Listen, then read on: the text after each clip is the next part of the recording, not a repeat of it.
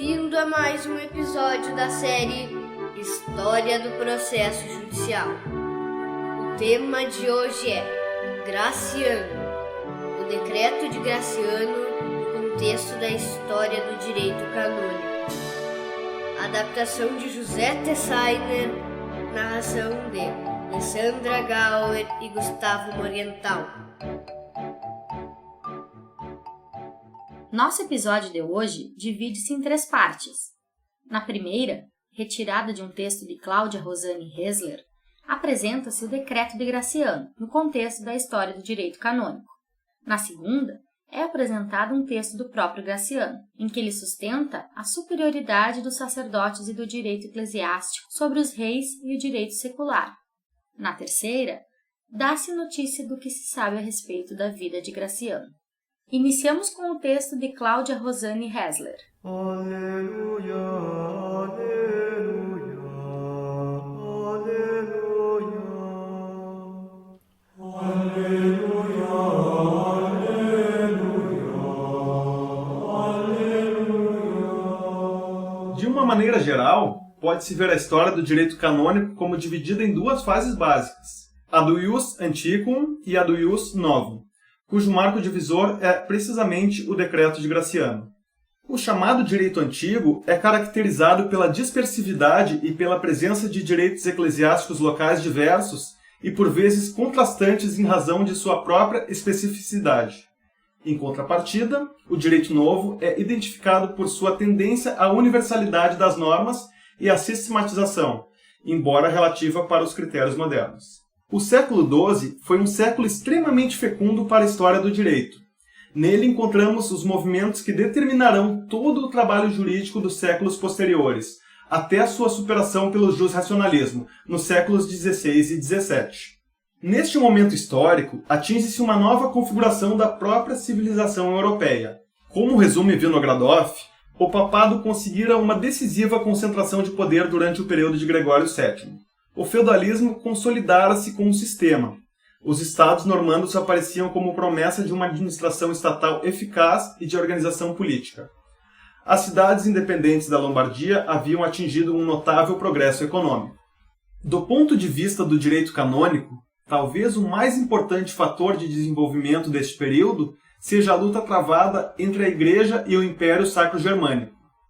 Esta luta, de afirmação da independência do poder papal, bem como da sua supremacia sobre o poder secular, pode ser entendida como agudização de um conflito, que nasce como consequência do próprio desenvolvimento histórico da Igreja, desde os seus primórdios, na medida em que, ao ser reconhecida oficialmente pelo Império Romano em 313, ela se tornou, de certo modo, curadora do próprio direito romano, ao mesmo tempo em que criava um novo direito sacro, cuja linha de demarcação com aquele nunca foi muito clara.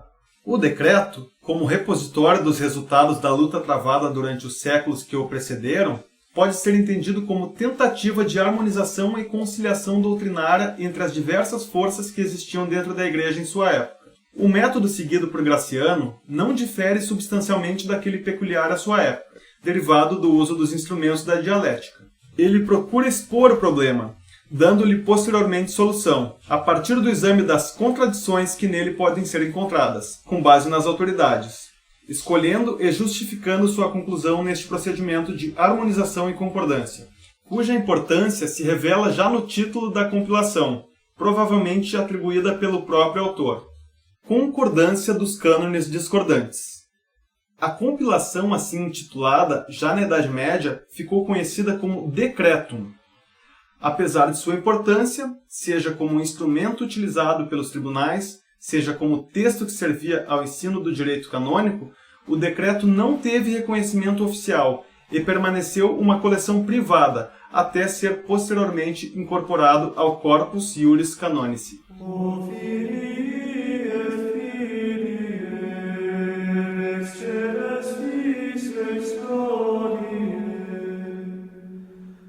Nessa segunda parte, apresentamos um texto do próprio Graciano, em que ele sustenta a superioridade dos sacerdotes e do direito eclesiástico sobre os reis e o direito secular.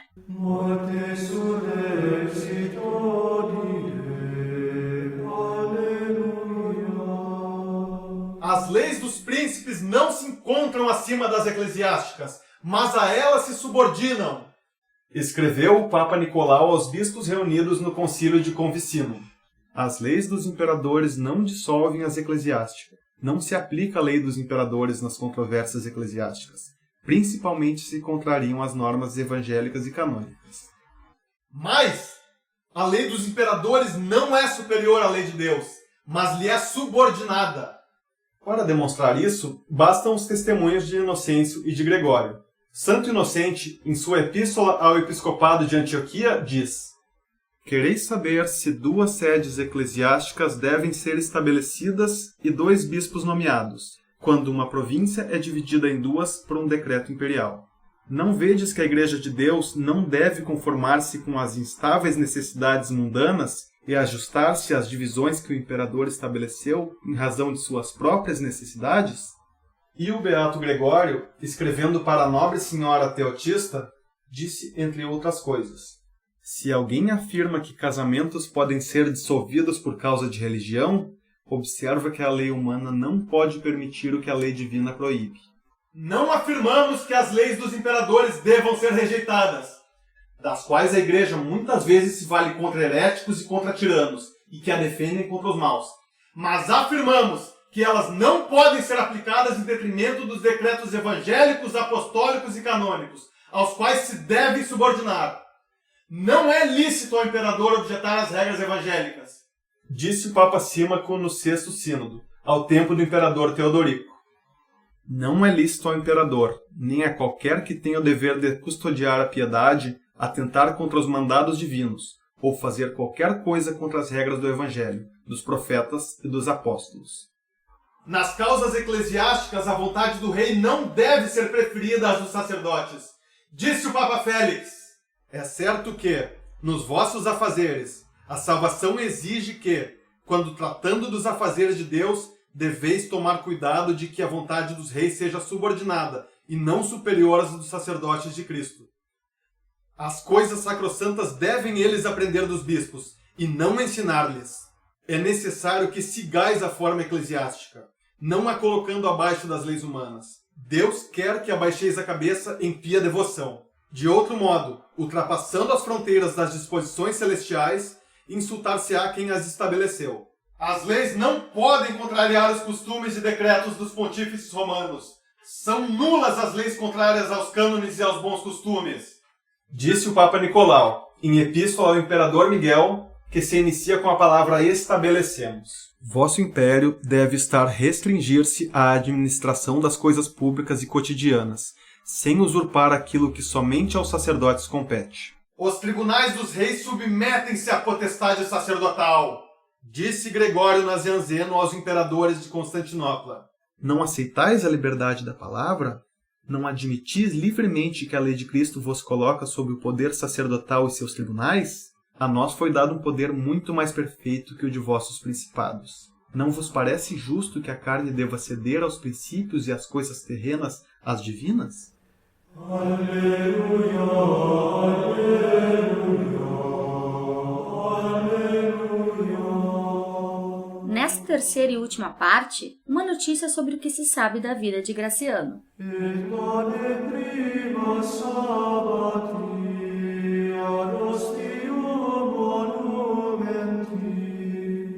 No 14º Congresso Internacional de Direito Canônico Medieval, Anders Wierot, da Universidade de Yale, revelou que Graciano, famoso jurista do século XII, reconhecido por sua compilação da lei canônica, o Decretum Graciani, tornou-se bispo de Chiusi e morreu em 10 de agosto de 1144, ou 1145.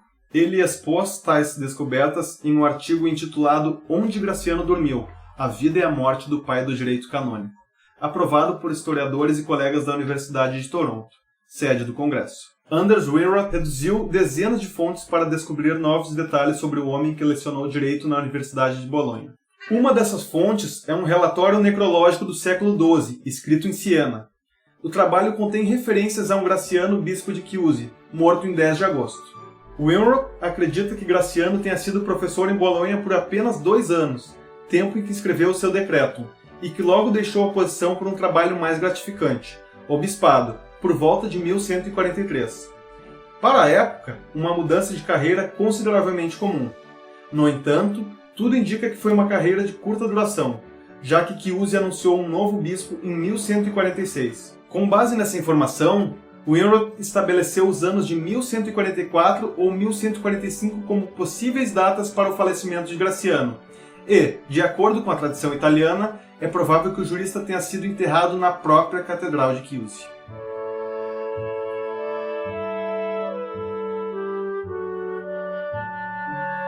Agradecemos a atenção e até o próximo episódio.